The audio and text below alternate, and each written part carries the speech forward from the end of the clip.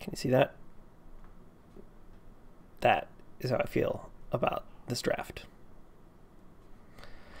All right, so the Season 8 draft is completed. It's our first draft of Scarlet and Violet. We're using the Series 1 rule set. We're on a 1 to 9 point board, 55 points for 11 Pokemon. I was the fifth pick in the draft. I was the 5th pick in the draft. 12 team draft pools, two conferences of 12. I was 5th overall, and I was pretty distracted and not. I hadn't done planning ahead of time. Even more so than I usually don't plan ahead of time. So this really tested the limits of having no plan, right? Like how well can things go with no plan? Literally no plan. Each pick was essentially picked when it was my turn with very little forethought ahead of time. 1 or 2, but for the most part, none.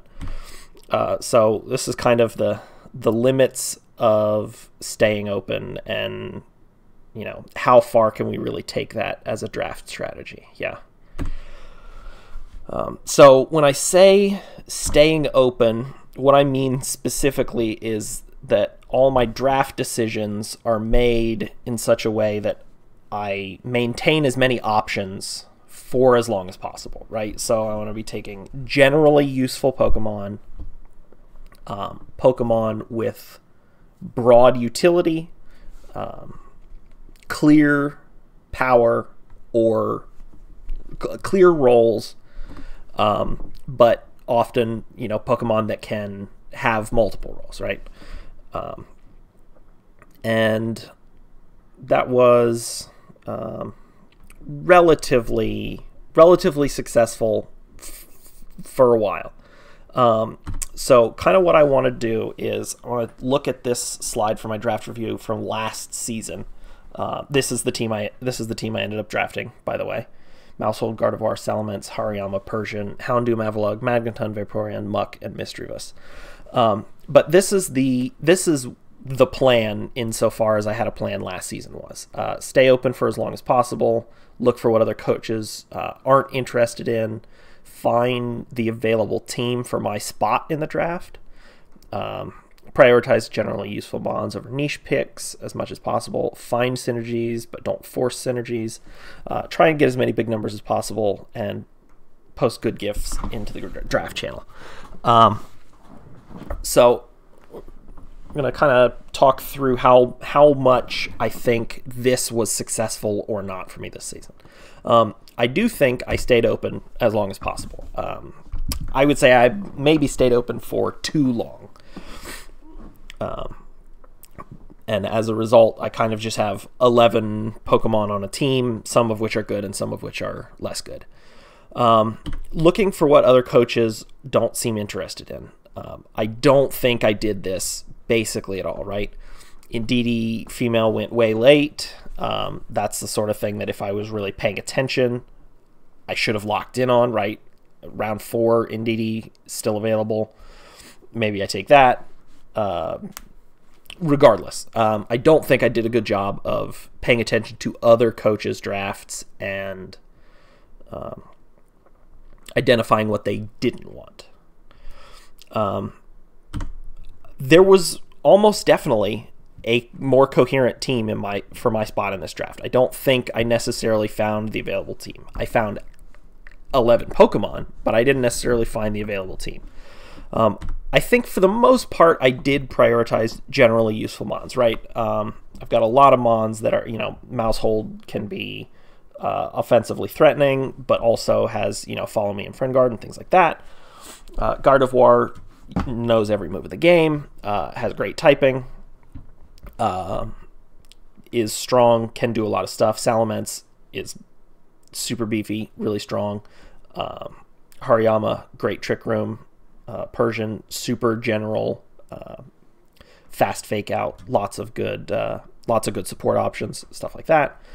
And then we start getting into some of what I would say are more niche picks that maybe I shouldn't have or should have done slightly differently. Houndoom, Avalon, Avalug, Vaporeon, and Muck are the four that I think that about the most. Magneton to a lesser degree, and then Mischievous I am actually pretty happy with as well. I don't know that I really found that many synergies, other than like Trick Room plus slow Pokemon is good, and Follow Me plus Pokemon that can, you know, boost with a Dragon Dance or a Calm Mind, something like that. So I didn't necessarily find any like genius synergies or anything like that. I do think I managed to get big numbers. Everyone but Mousehold, Persian, and Mischievous has an attack stat over 100, one or the other, or both in some cases. I have a huge speed range, 115 to 28 on the slow end. And I did okay on gifts in the draft channel. Some of them were pretty good. My Titanic one was pretty good. My James from Team Rocket petting Persian was pretty good. Sumo Wrestler was pretty good. My Mousehold one was pretty nice at the beginning, but a lot of them were like not that great. They were fine or whatever. So 50-50 on that one. But anyway, I got some good advice that I liked, that I tried to kind of take, but maybe didn't as much. I was talking with Jordan at one point. I was talking about how, you know, what do you think of this Mon? I think this is going to be my next pick because it's broadly applicable. It's good in a lot of situations. I think we were talking about Gardevoir.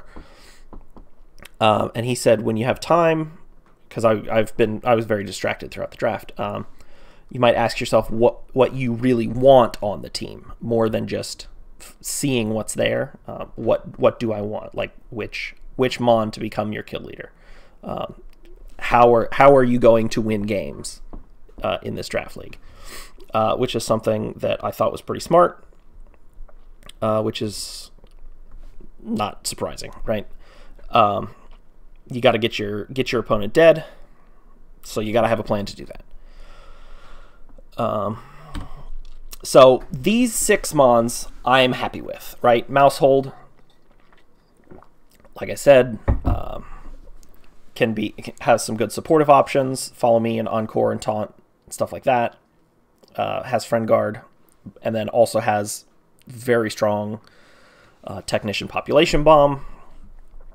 Gardevoir does everything. Persian does everything else. I got 2 Fake Out Mons, which is nice. I got a Ghost type Trick Room setter and a non-Ghost type Imprison Trick Room user.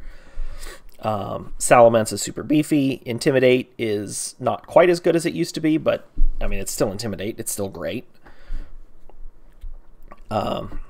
So these Mons I'm pretty happy with overall, right? I think 4 or more of these Mons are probably coming most weeks, right?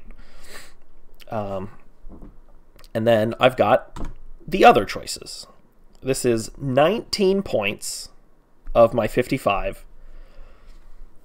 And a lot of these I expect will be brought once or twice each, right? Avalug on a week with no fighting types or fire types or bad special attackers. Houndoom, if I really need the fire dark coverage or there's not many especially defensive Pokemon. It does have a very strong Sludge Bomb, and with Terra, this can actually kind of be like a reasonable poison type. If I want to attack on the special side, Muck, I really wish was a Alolan Muck, but you know, you can't have everything. Magneton, I think, will probably get some use just because it does more stuff, right? It can set screens. It's got Electro Web, stuff like that. Vaporeon is pretty bulky. It's not doing it. I think it's a lot for 5. It doesn't really complement my team super well. And I talked about Avalok. But before we're closing out here, and this is going to be a relatively short one, let's look at the team overall. Some things that I'm happy with. Like I mentioned, a huge speed range, right? 28 on the slow end, 115 on the high end. 250s. I don't have tons of speed clumping, right? I got 250s, I got an 80 and an 85, but I'm pretty well spread out throughout that 28 to 115. Overall high stats overall, right? Nearly 500 average BST is pretty nice. I don't love my defensive stats. I think they're pretty low overall, actually. And like this 184 is doing a lot to bump this up even, right? Like I got 60, 60, 60, 50, 60. I have a pretty frail team overall, but I do have, like I said, a lot of powerful attackers, right? Population Bomb off Mousehold makes up for this only being 75. But then, you know, I've got four attack stats over 100, and I've got 1, 2, 3, 4, 5 special attack stats over 100. So there's some nice stuff going on there.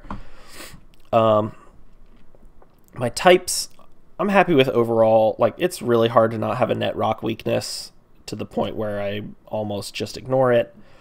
I would have liked maybe something else resistant to ground, but like I think probably the type chart has never been less relevant than in a Terrastall season, right? Because like if you know they're bringing fighting types because you have 5 fighting weak mons, like one of these Pokemon is going to Terra into a ghost type or into a psychic type and have psychic Terra Blast. So I think the type chart can be very well mitigated, and like fighting and ground, like there's not many good ground types, right? Garchomp, Donphan's okay. Orthworm. Oh no, Orthworm's steel type. What's the one that I'm thinking of? Doesn't matter. The point is there's not a lot of ground types, right? I mean, I couldn't come up with a third one. And nobody drafted Gastrodon. So the fighting type weakness, there are more fighting types, but like there's only one Annihilate. I have Hariyama. So it's not terrible, but it's not great. I'm happy with my my type chart overall. I suspect I will use all 4 of my roster moves this season. I often do not do many free agency transactions, but I suspect this season I probably will. My team has some clear weaknesses that I think roster moves could shore up. Particularly, I think I am open to anybody that wants any of these Pokemon. Reasonable offers will be accepted. But overall, always looking forward to a new season. I think I got some tricks up my sleeve, and like I said, like my good Pokemon are good, right? These are good Pokemon. These are good Pokemon, and so they're ones I'm happy with. So a couple of roster moves, fix something up, see what's available, see what offers come rolling in, and we'll see if we can't make the playoffs this season. Yeah. We got Old's tier list coming up, recording it on Wednesday. It's currently Tuesday early afternoon, so tomorrow evening. And then we've got who knows what else for content week. Other fun stuff happening, I'm sure. Electric's been doing a lot of really great stuff. his VGC Pokemon Spotlight series is a lot of fun. I did one with him. You should check that out. New draftables just dropped. Watch everybody else's draft reviews. Dan posted one, a PR. Sora posted a draft review, I believe. Or maybe I made that up. I don't know. Sora, if you haven't made a draft review yet, do one. If you have, I'm pretty sure I watched it, but regardless. There's lots of good stuff. Content Week's exciting, and I'm rambling now, so clearly it's time for the video to be over. Subscribe to me if you're not. Comment, tell me how I can fix my team, and we'll see you all in week 1. Bye.